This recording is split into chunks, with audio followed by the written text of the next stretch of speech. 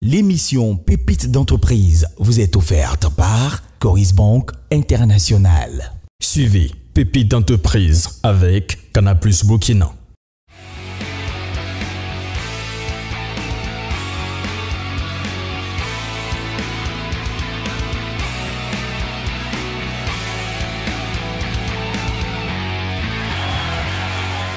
Bonjour, mesdames et messieurs.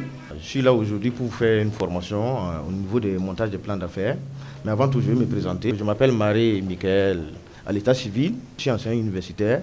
Je suis aussi directeur d'un cabinet de formation dans le montage des plans d'affaires et puis des études de faisabilité, comme vous le savez. Voilà. Si vous voulez monter un plan d'affaires, comme on l'a dit, il y a beaucoup de structures dans lesquelles vous pouvez avoir ce qu'on appelle les financements. Les banques, les institutions de microfinance, les fonds nationaux de financement, les coopératives internationales, etc., etc., qui vous permettent de pouvoir chercher des financements. Mais maintenant, pour chercher ces financements, chaque fonds de financement ou une banque, institution de microfinance, là, il faut suivre ce qu'on appelle un canevas. Voilà, c'est comme une réglementation que vous devez suivre pour pouvoir rentrer dans leur standing, comme on le dit, pour pouvoir avoir le fonds. Ça va aller? Ok. D'abord, lorsque vous voulez monter un projet, vous devez d'abord faire ce qu'on appelle une présentation du promoteur. C'est-à-dire vous-même, vous devez vous présenter. Quand vous dites se présenter, c'est vous-même à l'état civil. Nom, prénom, adresse, sous-couvert, etc., etc. C'est vous-même à l'état civil que vous... C'est comme si vous faites ressortir votre pièce d'identité. Voilà. Maintenant, après l'identité du promoteur, vous avez la présentation de votre entreprise. Parce que vous pouvez avoir un nom qui est là, mais maintenant, votre entreprise n'a pas le même nom que vous. Comme vous le savez, ici, au niveau de la maison de l'entreprise, quand vous voulez créer une structure, une société, il y a plusieurs statuts juridiques que vous pouvez utiliser. Ça peut être individuel, une SARL, une société anonyme, etc., etc. Donc maintenant, après vous avoir présenté, vous devez présenter le nom de votre entreprise, qui va vous permettre de pouvoir avoir le financement et de pouvoir évoluer dans la vie économique et active.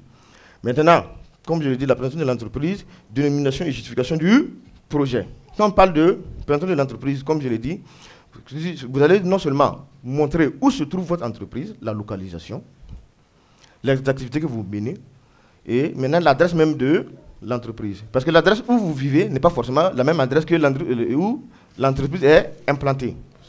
C'est bon? Ok. Maintenant, après ça, la dénomination et justification du projet, c'est quoi? Par exemple, quelqu'un peut monter un projet dans l'élevage, dans ce qu'on appelle agribusiness. Vous voyez ce que c'est que l'agribusiness? Aviculture, pisciculture, apiculture, etc., etc. Donc ça aussi, il faut justifier quel type de projet vous voulez mettre en place. Quelqu'un qui veut faire dans la restauration, qui est différent de quelqu'un qui veut faire l'élevage, n'est-ce pas? Donc il faut justifier déjà le projet. Maintenant, quand on vous dit caractère intégrateur et élément innovant du projet. Vous savez, de nos jours, comme je l'ai dit, notre génération, il faut que nous, on innove, n'est-ce pas? Par exemple, faut pas regarder, on peut prendre un projet, on peut voir, bon, c'est quelque chose qui se passe sur la vie réelle au Burkina Faso, et maintenant essayer de faire un projet similaire, mais innover. Voilà. Donc, de nos jours, dans les innovations, vous verrez que beaucoup de gens prennent ce qu'on appelle les nouvelles technologies, voilà, pour faire la publicité au fur et à mesure, pour avancer. Ça peut aller? Ok. Maintenant, quand on vous dit emploi, vous savez, tout projet, que lorsque vous voulez faire un projet, il faut forcément que vous arrivez à faire ressortir ce qu'on appelle la création de l'emploi. Comme je l'ai dit, je ne cacherai pas, si vous voulez monter un projet, il faut qu'au moins dans votre projet, on ait au moins 3 employés. Minimum 3 employés et au moins une femme. Voilà. Parce que, comme je l'ai dit, c'est les femmes qui gèrent mieux les finances. Donc maintenant, quand vous voulez créer un projet, il faut pouvoir inclure les femmes dans le projet.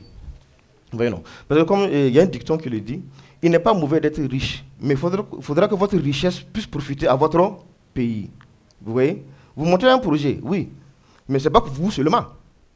Non seulement vous allez avoir des revenus, mais vous allez créer de l'emploi qui va pouvoir faire développer le pays. D'où l'existence des institutions de finances qui vous permettent. Quelqu'un qui part déposer de l'argent en banque, cet argent-là, les banques vont l'utiliser, les institutions financières vont l'utiliser pour pouvoir donner des crédits aux gens. Si les gens ne donnent pas de l'argent dans les institutions financières, est-ce que vous allez avoir un crédit pour pouvoir travailler? Voilà. Donc voilà pourquoi je dis, il n'est pas mauvais d'être riche, mais il faudra que votre richesse puisse profiter à la nation. Voilà. Donc au fur et à mesure, il faudra que dans votre projet, vous arrivez à faire ressortir au moins que vous allez embaucher quelqu'un. Même si vous êtes le gérant, au moins qu'il y a peut-être un responsable qui va gérer ce qu'on appelle tout ce qui est administratif et puis financier, et maintenant aussi peut-être des manœuvres et des manutentionnaires. Vous voyez, non? Voilà. Au moins minimum 3 personnes, au moins inclure aussi les femmes dans les projets. C'est pas allé? Ok, d'accord. Maintenant, ça c'est la première étape, ce qu'on appelle la présentation du promoteur. Dans la présentation du promoteur, comme je l'ai dit, vous allez vous présenter nom, prénom, pays, ville, commune, téléphone. Quelle que soit votre nationalité, si vous êtes sur un territoire, vous avez le droit de chercher un financement pour pouvoir monter un projet.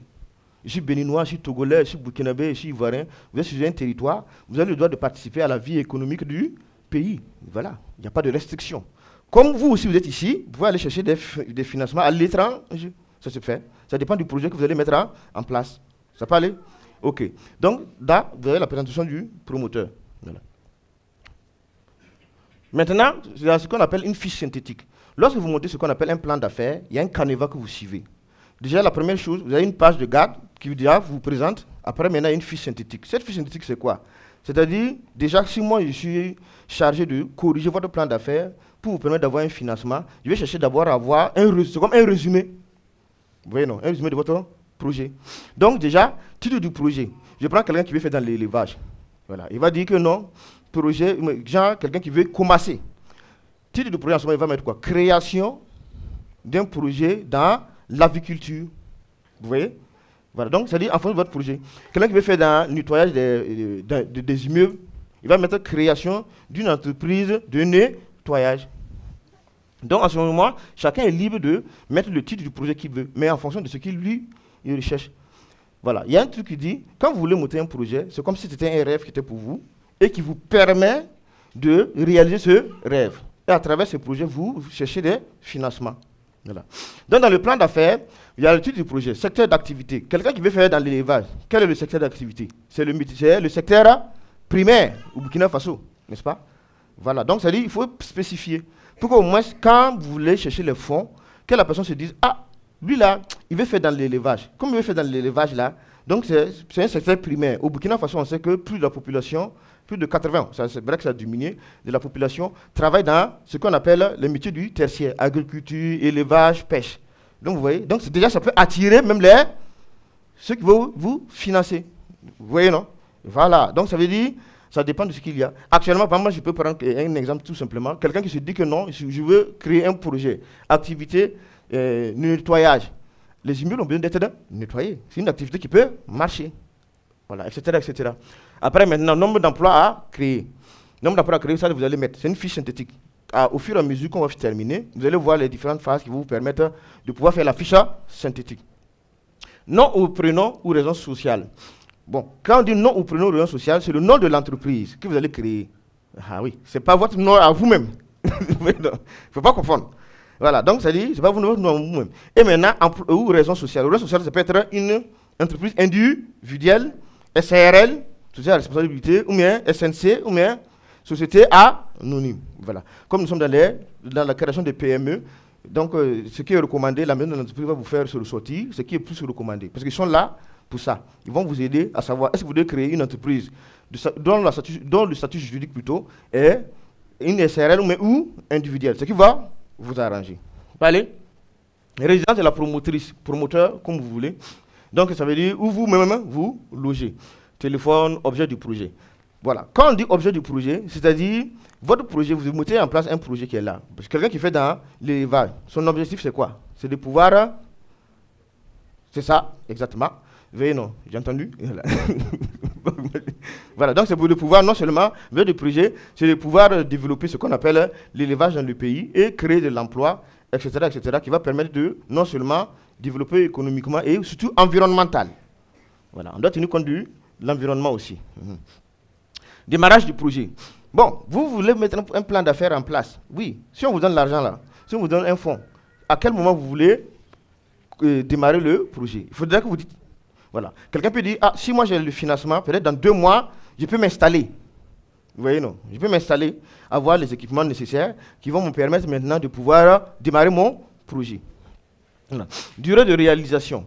Dans la durée de réalisation de votre projet, c'est quoi? Lorsque je vais prendre un fonds comme ça pour pouvoir commencer mon activité, mon projet là, à partir de quel moment je vais commencer à avoir la rentabilité. Oui. Ah oui, c'est nécessaire. C'est bien, comme on le dit. Après, maintenant, il y a le coût du projet. Voilà. Quand on va arriver au niveau de la structure financière, je vais mieux vous expliquer comment se fait le coût du projet.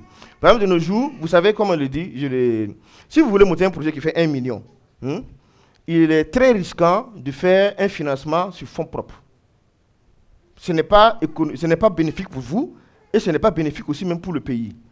Si vous voulez monter un projet de 1 million, dans la plupart du temps, il y a ce qu'on appelle la règle de 50-50. Cette règle de 50-50, c'est quoi? C'est-à-dire, j'ai un projet, mon projet pour réaliser tout, ça fait 500 000. Je prends 1 million plutôt, du moins.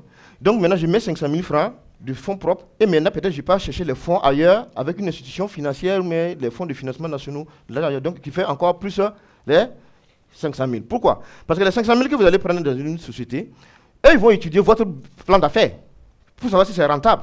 Quand c'est rentable, ils vont vous financer. Quand vous financez là-haut, les intérêts que vous allez payer vont permettre de financer d'autres projets. Donc, voilà, d'autres personnes. Donc, ça veut dire que vous participez à la vie active et économique du pays. Voilà. Et en ce moment, il y a moins de risques. Vous comprenez? Par exemple, si vous prenez 1 million et que vous mettez tout votre argent dans un projet, si le projet est en déclin, vous êtes en déclin. Voilà. Mais maintenant, quand vous prenez avec une institution qui va vous permettre de financer votre projet, en ce moment-là, ils vont trouver une solution pour pouvoir vous relever. Ah oui. Parce qu'ils ont intérêt à ce que vous poussiez avancer. Vous voyez, non? Donc, c'est ce qu'on appelle une règle de 50-50. Voilà. Donc, c'est toujours bon, même si vous avez les fonds, pour pouvoir le faire au fur et à mesure, avec les institutions-là, chercher les fonds pour pouvoir réaliser votre projet. Ça peut aller? OK. Comme je l'ai dit, voilà, apport personnel. L'apport personnel, ça dépend de tout type de projet. Vous savez, quand on parle des projets, il y a des projets de faisabilité, projets de création, voilà, les projets de réalisation, etc., etc.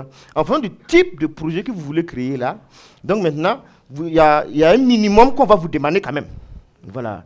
Vous allez aller dans un fonds, on ne peut pas faire de publicité ici, le fonds là va vous demander au moins d'envoyer 30% de votre coût du projet. Il va vous demander 50% de votre coût du projet. Voilà, c'est comme ça. Au moins, il faut avoir un apport personnel. Voilà. Si quelqu'un qui n'a pas un apport personnel, on se dit que la personne n'est même pas motivée à la base. Voilà. Même si quand on dit apport personnel, ça ne veut pas dire forcément de l'argent espèce. Hein. Ça peut être en nature ou de façon intellectuelle. Ça peut aller? Exactement. Maintenant, après, on a la durée de remboursement. Quand vous allez prendre un prêt pour pouvoir mener votre activité, il faut au moins ce que vous dites, est-ce que je vais rembourser le prêt dans 1 an, dans 2 ans, dans 3 ans, dans combien d'années? Ça, au moins, pour que les structures qui vont vous financer là puissent vous montrer comment ça se fait. Après, maintenant, on a la garantie. Vous avez vu que j'ai vu motocyclette. C'est expressement fait. Parce qu'il y a des gens qui se disent que si je n'ai pas une garantie là, je ne peux pas avoir un prêt. Ah non, même votre moto peut être une garantie. Ah oui. Alors, oui, c'est une garantie. Ça veut dire que vous ne pouvez pas vous déplacer avec ça. Mais c'est que c'est vos papiers qui vont rester là-bas. C'est comme si quelqu'un qui a payé une moto qui fait 500 000 francs. Là, si une structure vous finance à hauteur de 300 000, quelqu'un peut avoir 300 000, mais une activité, et d'ici 2 semaines, 3 semaines, il gagne 1 million. Hein. Vrai ou faux? Vous voyez, non? Donc, voilà, tout ça, il y a ce qu'on appelle la garantie. Ce qu'on appelle, il faut avoir le goût du risque. Voilà.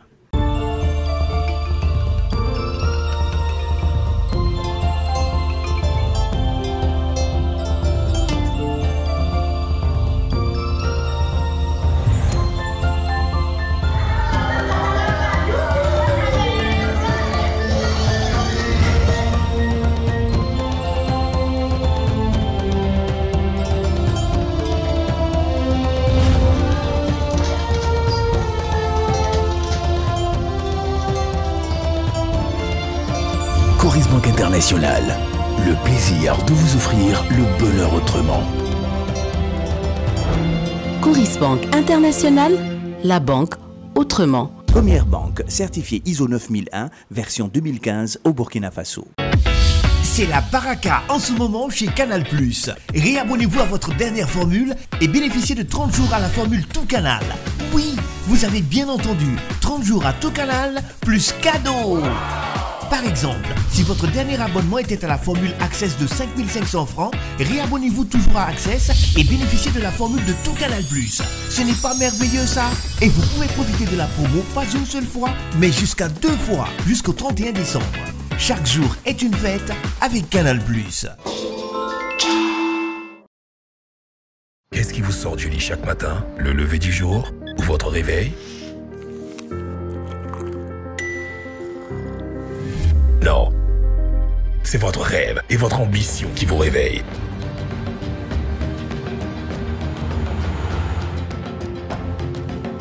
Et vous pousse à aller de l'avant comme un moteur infaillible.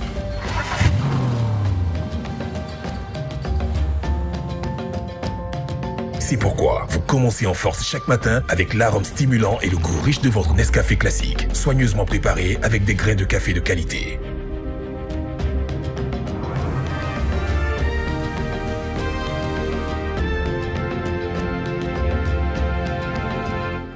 Peu importe les défis que vous affrontez, rien ne peut vous arrêter. La réussite vous attend. Commencez en force. Finissez en force. Avec Elitis Express, effectuez votre réservation et payez votre billet avec le portefeuille électronique de votre choix. Réservez votre billet numérique en un clin d'œil auprès de notre service clientèle, disponible 7 jours sur 7.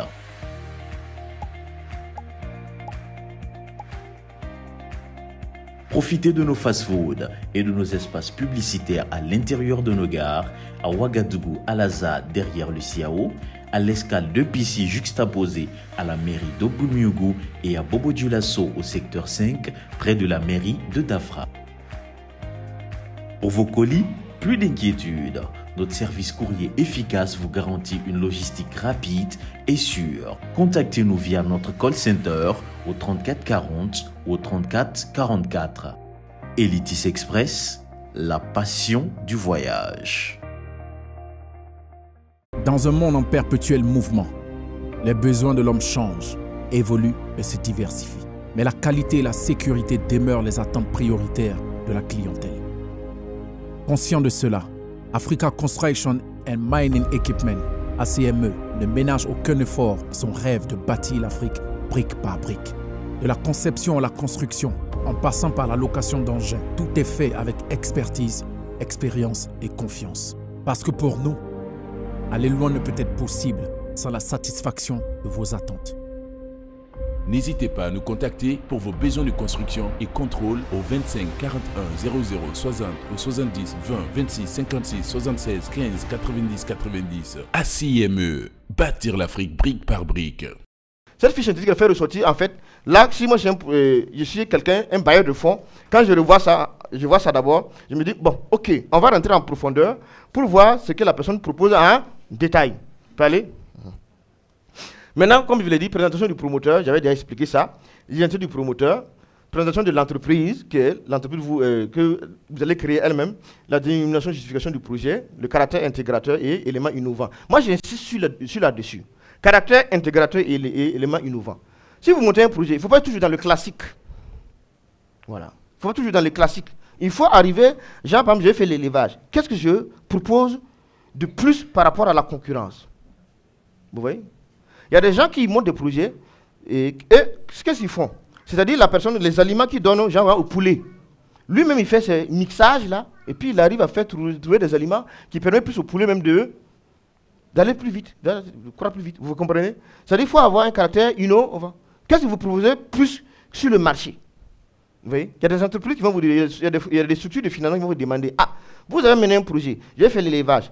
Dans l'élevage que je vais faire là-haut, c'est donner les poulets, là, il y a mangeoire, il y a etc. etc. Mais qu'est-ce que tu apportes de plus par rapport à ce qui est déjà là? Vous voyez, non? Donc, il faut avoir un caractère innovant. Ce n'est pas seulement que dans la production de poulets, mais aussi, ça peut être dans la communication. Voilà. Il y a des gens qui arrivent à plus développer leur entreprise rien que dans la communication. Quand la communication est forte, vous savez que ça ne ment pas. N'est-ce pas? Voilà. Donc, il y a tout ça. C'est à vous de voir, en fonction de votre milieu, qu'est-ce qui peut vous aider. Et aussi, si, par exemple, je dis toujours, lorsque vous voulez monter un plan d'affaires et que vous cherchez des financements, il faut vous faire accompagner. Voilà, il y a des spécialistes qui sont là, nous on est là pour vous, pour pouvoir vous permettre au fur et à mesure de développer.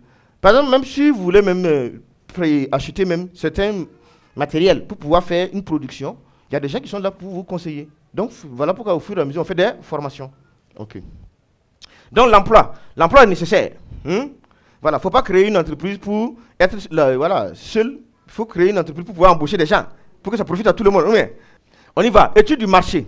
Donc suivez très bien. Quand on parle de l'étude du marché, il y a le grand point, la demande, grand 2, petit 1, la demande potentielle pour les produits et services. Bon, vous voulez, comme je l'ai dit, si vous vous rappelez, vous avez un secteur d'activité à mener. Dans ce secteur d'activité-là, il faut aller vers l'information. Les gens pensent qu'il n'y a pas l'information, hein. Il y a l'information.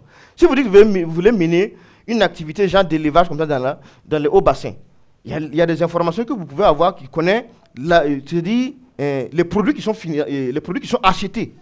Les produits qui sont achetés et maintenant les chiffres d'affaires, mais tout ce qu'il y a. En ce moment, vous allez étudier le marché pour voir quelle sera votre capacité sur le terrain ou quelle sera la part de votre marché que vous pouvez acquérir facilement. Vous voyez? Il y a des gens qui pensent qu'il n'y a pas d'information. L'information est là, hein, parce que tout est informatisé de nos jours. Par exemple, je prends une zone, on dit que non, dans le quartier où nous sommes là, on peut facilement avoir quelqu'un qui dit que non, je fais dans la restauration. Peut-être qu'il y a 100 personnes qui mangent dehors d'ici. OK. En fonction de ça, vous pouvez avoir l'information et savoir qu'est-ce que je vais innover qui va faire que je vais avoir un peu de marché. Vous voyez, non? Et en ce moment, vous allez mettre en place ce qu'on appelle vos produits et services. Est-ce que je vais pas je vais faire dans la restauration? Est-ce que je vais pas faire des mets locaux? Vous voyez, non? Des mets locaux, des mets chinois, des mets européens, ça dépend de la zone. Vous voyez, non? Donc, ça dit, en ce moment, vous allez voir la demande potentielle en produits et services. Ça va vous arranger. Donc, il faut faire ce qu'on appelle l'enquête terrain. Voilà. Après, maintenant, il y a les clients immédiatement visés, comme je l'ai dit. Si vous partez ouvrir un kiosque dans un quartier où c'est chinois et vous proposez des mets locaux, ce n'est pas évident que ça va marcher. Mais si vous partez ouvrir, comment on appelle ça là, un restaurant chinois dans un quartier chinois, peut-être que ça peut marcher. Ça dépend de l'étude du marché que vous allez faire. Vous voyez, non? La clientèle potentielle. Après, maintenant, dans les concurrents actuels, voilà. Vous partez dans une zone pour implanter votre affaire. Il faut voir ce qu'il y a à gauche, à droite. Voilà. Quels sont les concurrents? Voilà pourquoi on vous parle de caractère innovant. En fonction de ce que la concurrence propose, vous pouvez avoir un caractère innovant. Mais ça ne veut pas dire qu'il faut plomber le concurrent. Hein. C'est juste pour partager le marché. Comme on le dit, partager le combo. Voilà. Donc, chacun gagne sa part de marché. OK. Maintenant, comme je l'ai dit, la part de marché. Maintenant, la stratégie commerciale du projet. Quand on parle de stratégie commerciale du projet, la plupart du temps, ce qu'on appelle les 4P. Prix, place, promotion et publicité. Par exemple, en fonction de la concurrence qui est là, si un concurrent propose tel produit X à tel franc, vous pouvez proposer un prix peut-être au même prix, mais légèrement inférieur, ça dépend. Et puis, ça dit, vous voyez, non, vous essayez de mener à bien un prix qui va permettre d'avoir la clientèle. Voilà, donc ça c'est le prix. La place, c'est où vous êtes installé, qui va vous permettre d'avoir les marchés. Promotion, comme on dit de promotion de nos jours, quand vous voulez faire la promotion de votre activité, il y a plusieurs, les canaux qui sont utilisés, là, c'est nombreux, Facebook, WhatsApp, etc., qui permettent de faire la publicité, n'est-ce pas? Voilà. Donc, tout ça, ça vous permet, c'est une stratégie commerciale que vous devez mettre en place. Vous devez, normalement, toute personne qui veut créer une entreprise se doit de voter un budget qui lui permet de faire sa publicité. Voilà. Moi, le minimum que je recommande, même sur les petits PME, PMI que vous allez créer, il faut au moins que voilà, minimum 25 000. 25 000. Quand je dis 25 000, vous pouvez utiliser à travers WhatsApp, Facebook, ce que vous voulez, Twitter. Vous faites la promotion de votre minimum 25 000. Même sur une petite entreprise, minimum 25 000. Plus vous faites la publicité, plus vous vous faites connaître. Voilà. C'est nécessaire. C'est quelque chose qui est très, très nécessaire. Voilà.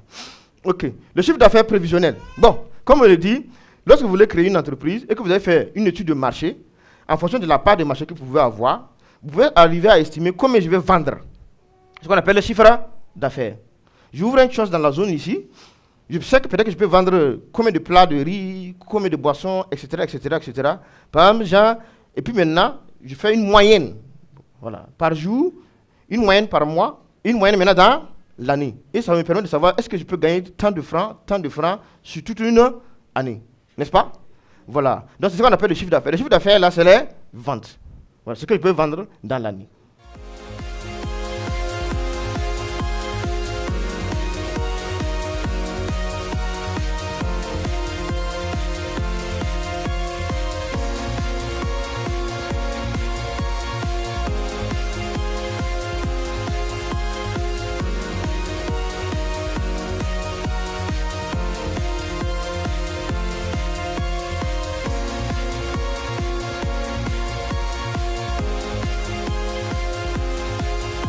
L'émission Pépites d'entreprise vous a été offerte par Coris Bank International. L'émission Pépites d'entreprise vous est offerte par Coris Bank International. Suivez Pépites d'entreprise avec Canal+ Burkina.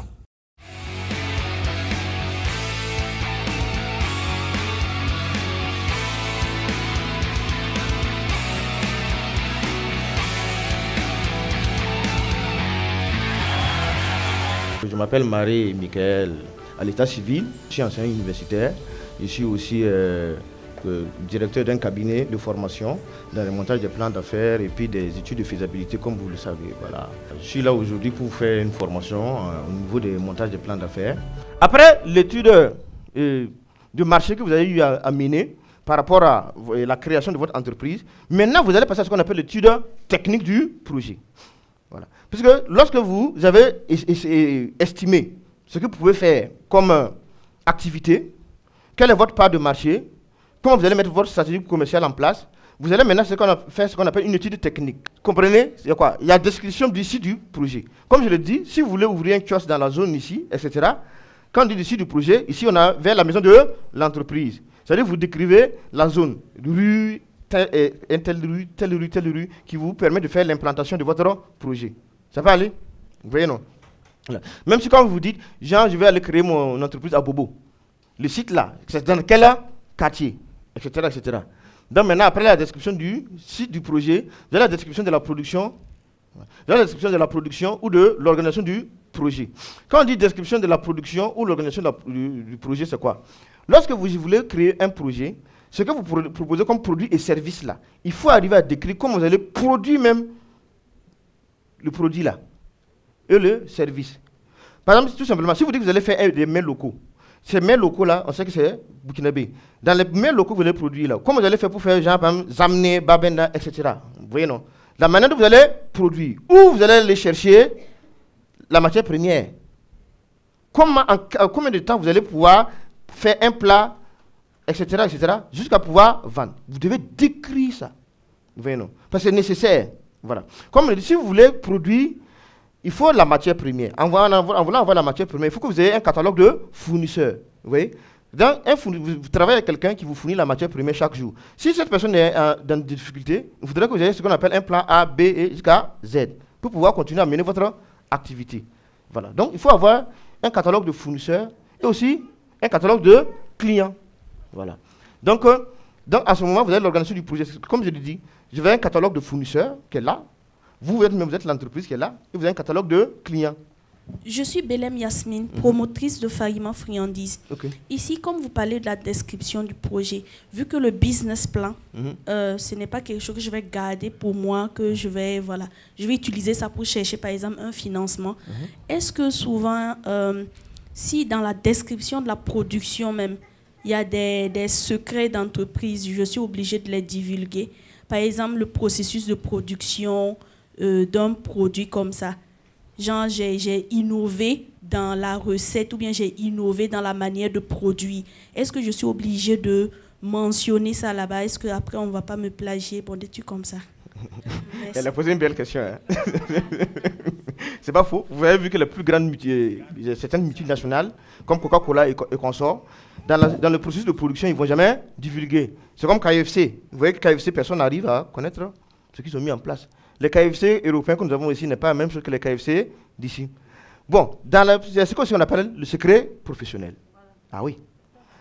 Parce que si, par exemple, vous ne décrivez pas de façon correcte ce que vous devez produire, l'institution financière aussi ne va pas vous donner, peut ne pas prendre en compte certaines considérations. Mais maintenant, eux, ils ont l'obligation de garder ce qu'on appelle le secret professionnel, n'est pas divulgué. Ah oui, vous voyez, non? Ah oui. Donc, c'est-à-dire, si ça dépend des structures dans lesquelles vous allez les chercher. Mais ils ont le secret professionnel. Mais l'essentiel, c'est de décrire de façon claire et puis avoir un caractère innovant qui va vous permettre d'avoir le financement. Et maintenant, eux n'ont pas le droit de divulguer. C'est comme on le dit, le copyright. Il y a le droit d'auteur, non? Vous voyez, non? Donc, si moi, je mets en place un produit innovant pour le pays et consort, j'ai le droit de protéger mon produit. Donc, il y a ça qui est là aussi. Je ne sais pas si je me fais comprendre. Voilà. Donc, vous vous faites protéger et en ce moment, quelqu'un ne peut pas faire le plagiat comme vous l'avez dit. OK. Maintenant, après, il y a description des infrastructures et matériels existants. Lorsque vous voulez créer une entreprise, il faudra que vous arriviez à décrire et à faire ressortir ce que vous avez besoin, ce qu'on appelle les investissements. Voilà. Ce qu'on appelle les investissements, bon, vous savez, la première des choses, c'est déjà, vous pouvez avoir dit, ah, je vais acheter un terrain. Moi, j'ai déjà un terrain. D'abord, il y a ce qu'on appelle l'existant et ce dont vous avez besoin. Parce que tout projet, vous allez faire une description claire et nette de tout ce que vous avez comme matériel et infrastructure que vous avez déjà. Et maintenant, vous allez faire une description de ce que vous avez besoin comme infrastructure et matériel pour pouvoir avoir le financement. Vous comprenez? Maintenant, quand vous dites description des infrastructures et matériels existants, terrain.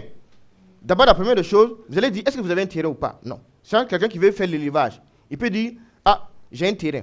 Comme il peut dire, j'ai besoin d'un terrain. Donc, il va faire ressortir dans son dossier technique là, l'existant. Il peut mettre terrain, néant. Je n'ai pas de terrain. Maintenant, il peut mettre terrain, besoin de combien de mètres carrés. Vous voyez, non? Après ça, bâtiment. Bâtiment, il peut mettre, au niveau du bâtiment là, existant. Ce qu'il a comment? Bâtiment. Et puis maintenant, mettre au niveau, en bas maintenant, dont il a besoin. Voilà, vous comprenez? Voilà, ça dit, bâtiment, ce que j'ai et ce dont j'ai besoin. Maintenant, après terrain, bâtiment, il y a matériel et mobilier de bureau. Quand on dit matériel et mobilier de bureau, tout promoteur, vous êtes des DG, hein, ou des gérants. Au moins, que vous avez un bureau. Voilà. On va venir pour vous voir et puis vous n'avez pas un local pour recueillir, voilà, pour recevoir quelqu'un. C'est pas intéressant. Ou bien, voilà, vous êtes un DG, donc quand on vient, on sait où vous êtes votre local, vos matériels et fournitures de bureau qui vous permettent de mener votre activité, n'est-ce pas? Voilà, dans la légalité. Voilà. Même si c'est une table, une chaise et consort, voilà, au moins que vous avez un bureau. Voilà. Voilà. PDG, c'est pas ça? Voilà. Voilà. Ok. Maintenant, c'est ce qu'on appelle le matériel roulant. En fonction de votre... Après, dans la description des infrastructures, terrain, bâtiment, matériel et mobilier de bureau, on a matériel roulant. On ne peut pas mener une activité sans matériel roulant. Ce n'est pas possible. Même si c'est une moto, il faut. N'est-ce pas? Quand on dit matériel roulant, déjà, pour aller même chez le fournisseur, des fois, c'est vrai qu'il y a la communication. Il faut des fois se déplacer pour aller rentrer en contact. Voilà. Si vous prenez un manœuvre ou un employé comme ça, qui travaille avec vous, bon, des fois, il est nécessaire d'acheter une moto pour qu'il puisse mener les activités. Fournisseur, client, n'est-ce pas? Fournisseur pour chercher la matière première, chez le client pour vendre le produit fini. Vous voyez, c'est très, très nécessaire. Et puis maintenant, ça demande de votre activité.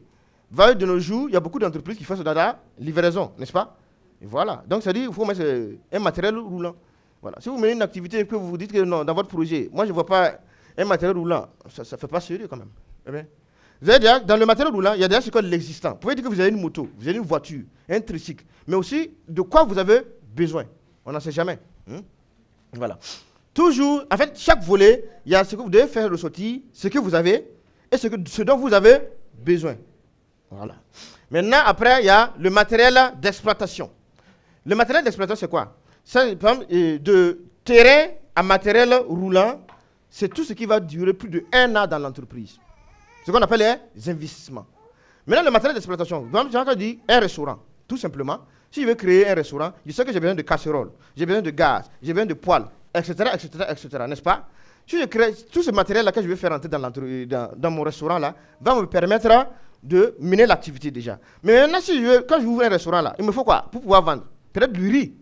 Quand on dit exploitation, c'est quelque chose qui va faire moins de 1 an. Mais dans l'exploitation, il faut avoir une bonne exploitation. Je vais créer un restaurant, je me dis, si j'achète un sac de riz, peut-être dans la semaine, je vais évacuer. Oui. Donc tout ça, ça doit rentrer dans le coût du projet. Vous voyez, non? Donc, sac de riz, concombre, tomates, etc., etc. Tout ça fait partie de l'exploitation. Voilà. Maintenant, après, le matériel d'exploitation que vous allez faire entrer, comme je l'ai dit, qui fait moins de 1 an au sein de l'entreprise, là, il faut maintenant décrire le personnel qui va travailler. Si vous ouvrez un restaurant, peut-être qu'il y a une serveuse, peut-être qu'il y a un gérant, un manager, etc., etc. Et vous devez, dans le montage du projet, quand vous décrivez, genre, vous allez dire, d'abord, la première des choses, vous êtes tous des promoteurs, je suis gérant. Quelle est ma qualification? Ça compte, hein? Vous voyez? Ça compte beaucoup. Par exemple, si vous prenez quelqu'un qui veut créer une entreprise dans la restauration et qui dit que l'agent, par exemple, il a une BTS, une licence en finance, comptabilité, je dis que la personne peut gérer sa comptabilité. Mais la personne va dire que j'ai fait une formation, pas forcément universitaire, mais il y a des formations qu'en ce moment, on se dit, ah, si lui, on lui donne le prêt, ce type-là, il saura comment gérer l'argent. Vous voyez, non? Il saura comment gérer les finances. Ça compte beaucoup.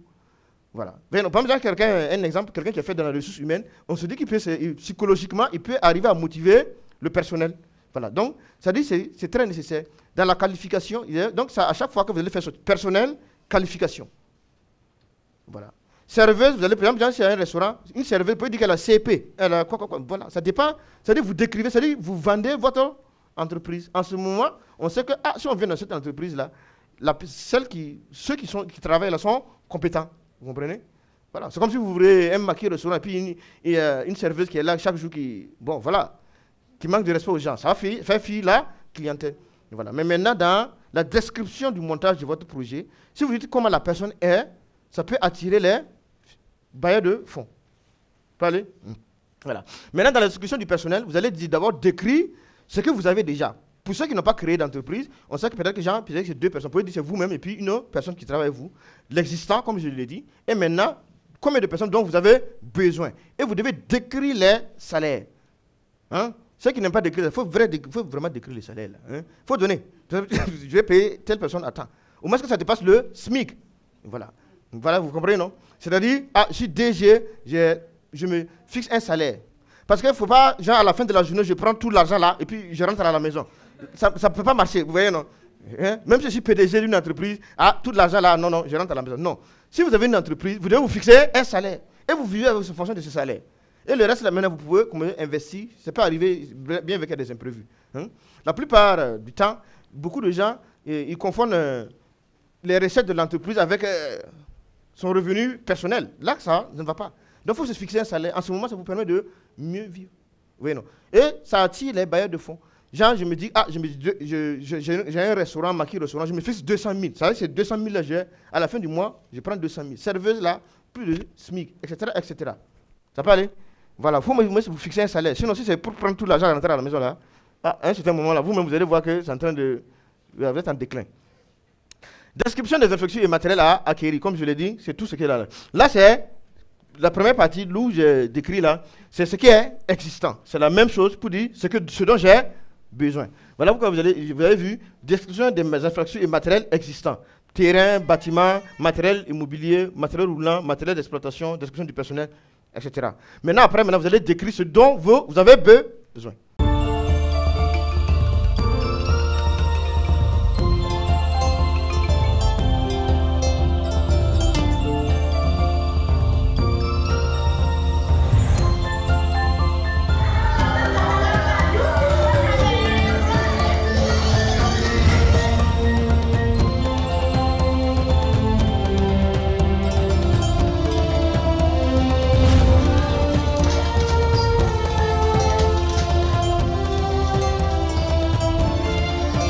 Coris Banque International, le plaisir de vous offrir le bonheur autrement. Coris Banque International, la banque autrement. Première banque certifiée ISO 9001, version 2015 au Burkina Faso.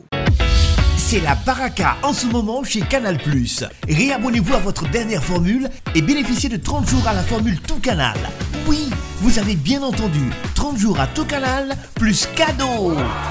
Par exemple, si votre dernier abonnement était à la formule Access de 5500 francs, réabonnez-vous toujours à Access et bénéficiez de la formule de Tout Canal+. Ce n'est pas merveilleux ça? Et vous pouvez profiter de la promo pas une seule fois, mais jusqu'à 2 fois, jusqu'au 31 décembre. Chaque jour est une fête avec Canal+. Qu'est-ce qui vous sort du lit chaque matin? Le lever du jour ou votre réveil? Non. C'est votre rêve et votre ambition qui vous réveillent.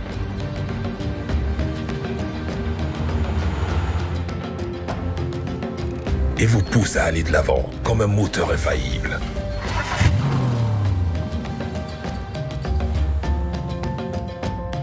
C'est pourquoi vous commencez en force chaque matin avec l'arôme stimulant et le goût riche de votre Nescafé classique, soigneusement préparé avec des grains de café de qualité.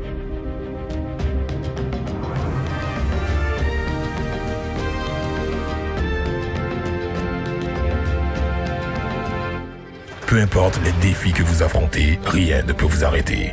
La réussite vous attend. Commencez en force. Finissez en force. Avec Elitis Express, effectuez votre réservation et payez votre billet avec le portefeuille électronique de votre choix. Réservez votre billet numérique en un clin d'œil auprès de notre service clientèle, disponible 7 jours sur 7.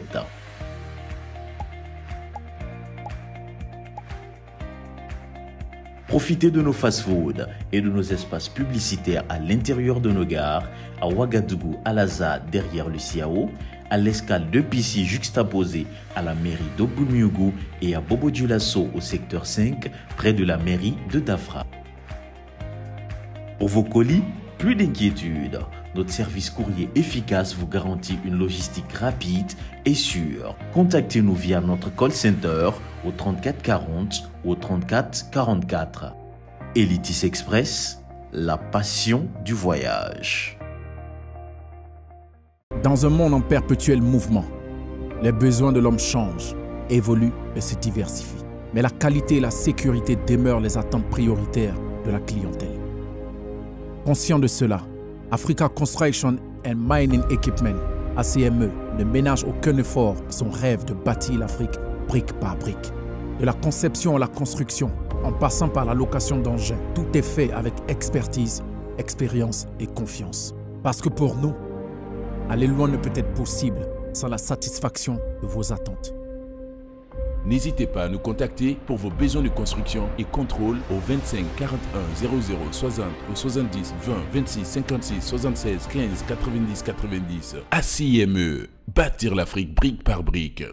Donc l'étude technique est nécessaire. Déjà on regarde, dans l'étude technique, on voit tout ce dont vous avez pour pouvoir, comme investissement. Et on voit tout ce dont vous avez besoin pour mener l'activité. Après ça, maintenant, on passe à la deuxième étape, l'étude financière. D'accord. Donc, au niveau de l'étude financière, c'est très, très, très nécessaire. Comme on le dit, on ne prête qu'aux riches. Que veut dire le terme on prête aux riches? Ce n'est pas parce que tu es riche qu'on te prête. Hein. Ça veut dire qu'on prête de l'argent à quelqu'un qu'on sait qui va nous faire créer de l'argent encore. Vous voyez, voilà. C'est ça que je veux dire le terme. On ne prête qu'aux riches. Si moi je donne l'argent, qu'est-ce que tu vas me rapporter? Je donne 100 000 francs demain matin. Ah, si tu me dis que tu vas me ramener 125 000 et tu as eu 150 000, tu me ramènes 125 000, tu gardes les 25 000. Bon, on a gagnant, non? Donc voilà, d'où le terme, on ne prête qu'aux riches. Vous voyez, non? Dans l'étude financière, je conseille toujours de vous faire accompagner. Voilà, l'étude financière. Là. Parce que c'est pour montrer le plan d'affaires. Quand vous allez décrire, comment on appelle ça, le matériel dont vous avez, le matériel dont vous avez besoin, on va chercher à faire une évaluation de tout ça, comme je l'ai dit, le bilan.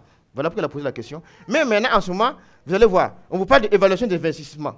Comme je l'ai dit dans le bilan comptable que vous allez faire sortir, ça va vous faire sortir. Si vous avez un restaurant, vous voulez créer un restaurant au bord de la route ici, chos, poêle, etc., etc., etc. Et maintenant, vous avez besoin de sacs de riz. Ça va faire sortir tout le montant dont vous avez besoin pour pouvoir évoluer.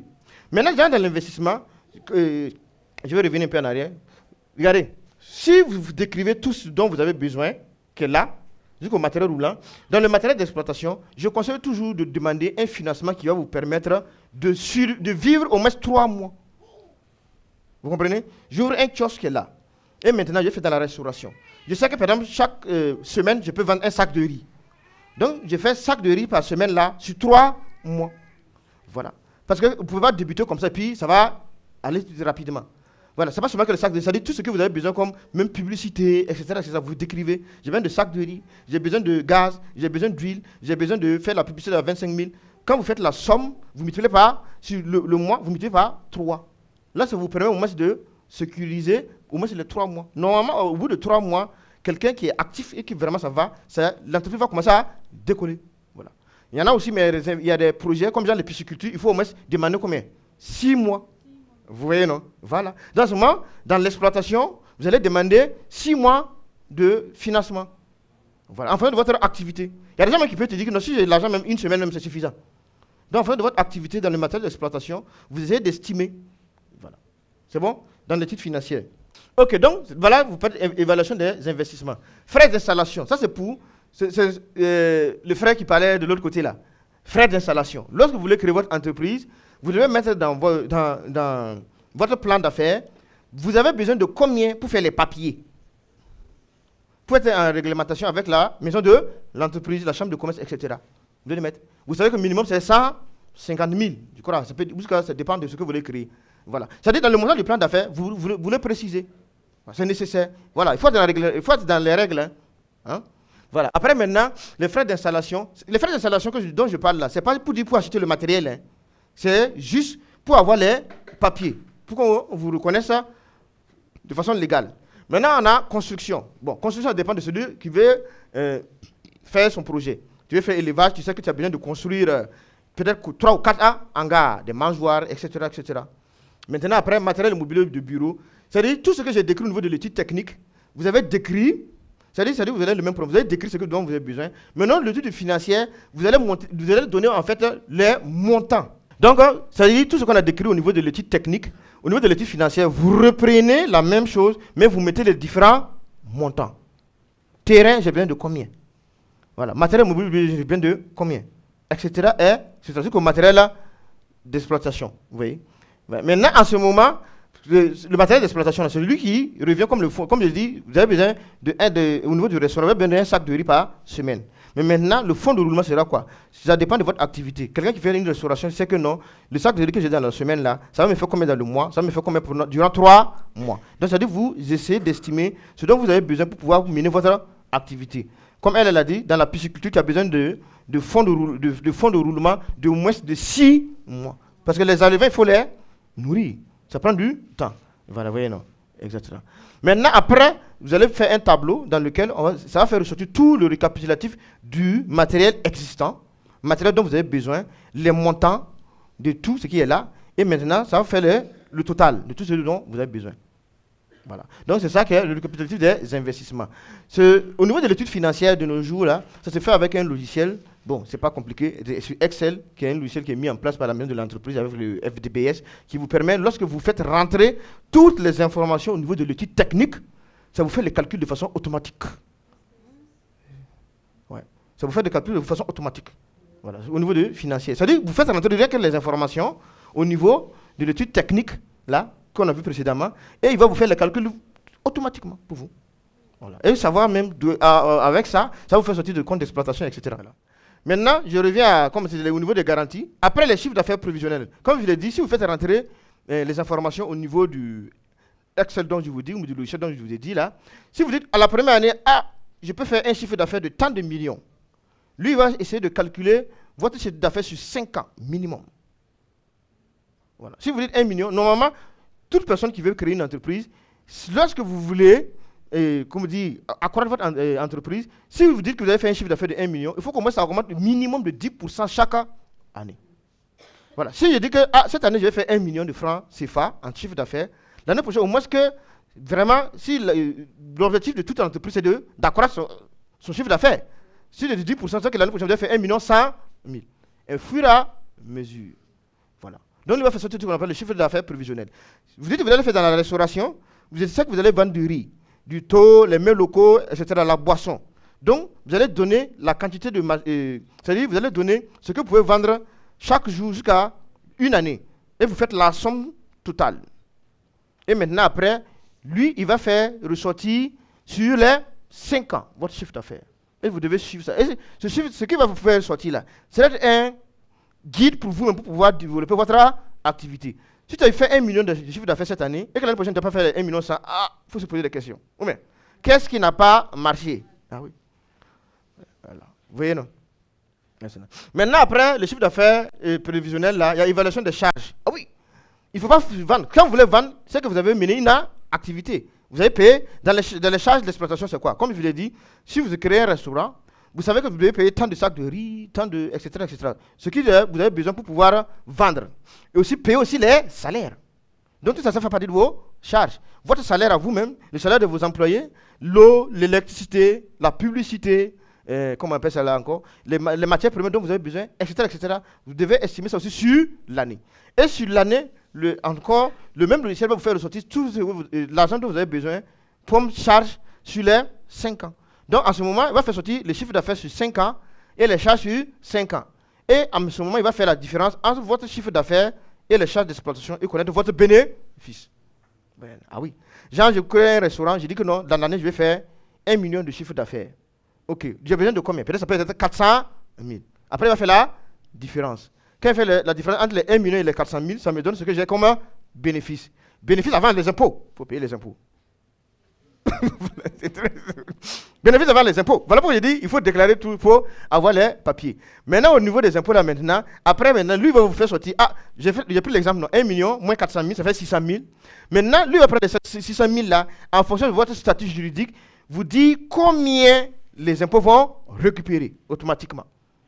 Ce n'est pas à vous d'aller chercher l'info. Lui, il va le faire sortir. Il va vous dire, ah, c'est 600 000 francs que vous avez comme bénéfice, mais peut-être les impôts, là, vont prendre je sais pas moi. Ça peut être 150 000, mais 200. Oui, ça dépend de votre statut juridique. Hein? Il y a l'impôt IS qui fait 27,5%. Ça dépend de votre statut juridique. Il faut payer les impôts. La dame, là, c'est la mine. Ah non, madame, c'est payer les impôts. C'est ça qui nous permet d'être ici. Hein? Voilà. C'est ça qui nous permet tous d'être ici. Et puis créer les hôpitaux, voilà. Donc, payer les impôts. C'est très nécessaire. Donc maintenant, après, lui va faire ressortir les informations du bénéfice, ce que vous devez payer comme impôt, et maintenant, quand il va déduire. Donc, dans les 600 000, si je prends un exemple, c'est peut-être 150 000, au final, ça devient combien? 450 000. Et maintenant, il va vous reprendre ce qu'on appelle les amortissements, et avec ça, maintenant, vous allez savoir en réalité combien vous allez gagner sur une année, et il va calculer sur 5 ans. C'est en ce moment que tout ce qu'on appelle investisseur là, va regarder pour dire, ah, bon, le gars, son projet est rentable, on va injecter là-dedans. Oui. Etc. Donc, vous avez, après l'étude financière, là, comme je l'ai dit, voilà, il va faire ressortir, même vous voyez, transport, frais de personnel, ça c'est la comptabilité. Donc, c'est lui qui vous fait ressortir ça. Et maintenant, vous allez suivre au fur et à mesure l'activité. Voilà. C'est le tableau d'analyse financière comme ça. Bon, qu'on appelle l'analyse financière, c'est-à-dire lui, il fait ça sortir dans le logiciel. Dans le logiciel, là, il va vous dire étude de montage. Si vous voulez aller chercher un fonds, étude de montage de projet, à quel moment vous allez débuter votre projet? Vous allez dire, si on vous donne l'argent, à quel moment vous allez commencer à mener votre activité. Maintenant, après, il va vous faire sortir recherche du financement. Recherche du financement, c'est quoi? Comme on dit, il y a ce qu'on appelle les techniques de financement. Les techniques de financement, ce n'est pas seulement que les banques, ce n'est pas seulement que les institutions de microfinance. Microfinance, il y a les fonds nationaux de financement, il y a les coopératives, il y a des, etc., etc. Il y a des bailleurs de fonds, il y a des bonnes volontés, etc., etc., qui peuvent vous financer, n'est-ce pas? Voilà. Et en fonction de ça, maintenant, il va vous, en fonction de votre projet, il y a des structures qui peuvent vous accompagner. Mais au niveau de la maison d'entreprise ici, ils vont vous dire, ah, allez vers telle structure. Ça va vous permettre d'avoir de l'argent en fonction de votre activité. Par exemple, si vous prenez certaines structures de la place qui sont là, il y en a qui financent l'élevage, n'est-ce pas? Il y en a qui financent l'agriculture. Il y en a qui financent telle ou telle activité. Il y en a qui financent les start-up, etc., etc. En fonction de votre activité, on saura où vous guider pour aller avoir les financements. Après, un bon montage de plan d'affaires. Si vous avez un plan d'affaires qui est viable, voilà, et qui est vraiment rentable, bien monté, il n'y a pas de raison qu'on ne puisse pas vous financer. Voilà. C'est-à-dire, on va aller chercher les fonds. Voilà. Maintenant, après, lorsque vous allez avoir l'argent, bon, comme on dit, le financement, à quel moment vous allez démarrer l'activité? Vous devez dire, je vais après le montage, si je gagne, peut-être dans 2 mois, dans 3 mois, etc. Le temps de préparer l'installation. Voilà. Et puis après ça, maintenant, il y a le suivi et entretien. Bon, ça, c'est quelqu'un qui a fait des animaux. Mais le suivi et entretien de votre structure au fur et à mesure. Et maintenant, avec la commercialisation plutôt, comme je l'ai dit, avec les 4 P. Voilà, prix, place, promotion. Voilà, fin de cette brillantissime session de formation, amis téléspectateurs. On avait l'immense plaisir et l'honneur d'accueillir le consultant, formateur, Monsieur Maré Michael, qu'on va encore une fois applaudir très très fort. Alors, Monsieur Maré, déjà, merci beaucoup à vous d'avoir pris de votre temps pour venir accompagner ces jeunes entrepreneurs en puissance. Et puis, on va rappeler que vous êtes associé gérant d'un cabinet, un cabinet de consultance qui s'appelle Goldman Consulting. OK. Et donc, est-ce que ceux qui nous suivent actuellement, qui souhaitent peut-être bénéficier de vos conseils, de votre appui, est-ce qu'il y a un contact ou un lien que vous pouvez partager avec eux? Effectivement, oui, il y a un contact et un lien. Oui. Je vais partager mes cartes de visite. Là, ceux qui ont besoin d'accompagnement peuvent nous contacter pour pouvoir éventuellement monter leur plan d'affaires. C'est ça, pour les pépites. Mais éventuellement, pour les téléspectateurs, on peut laisser un numéro. Oui, le numéro 76 83 84 48. Je répète, 76 83 84 48 et le 72 21 94 62. Voilà, c'est bien noté. Et puis, si on doit retenir une chose importante concernant le business plan, au sorti de cette session de formation, quelle est cette chose-là que vous tenez à ce que chacune et chacun garde en tête concernant le business plan? Ce sera quoi? Voilà. Un business plan, comme je l'ai dit, c'est la matérialisation de vos rêves. Vous avez un projet, il faut y croire, avoir ce qu'on appelle le goût du risque, mettre un bon business plan en place et puis aller chercher les financements pour pouvoir mettre en activité ce rêve, comme on le dit. Parce qu'il faut participer à ce qu'on appelle la vie économique de notre pays, économique, sociale et aussi environnementale. Parce qu'un bon business plan, il faut aussi tenir compte de l'environnement. Donc je dis, c'est la matérialisation de vos rêves. Il faut y croire, oser, et puis on va tous avancer. Merci. Et voilà, ainsi conclut le docteur en économie, formateur que nous avions avec vous ici aujourd'hui pour partager ses connaissances. Et vous le savez, amis téléspectateurs, le rendez-vous c'est tous les samedis 15h30, dimanche 10h sur la télévision BF1. À très bientôt. Ciao, bye bye.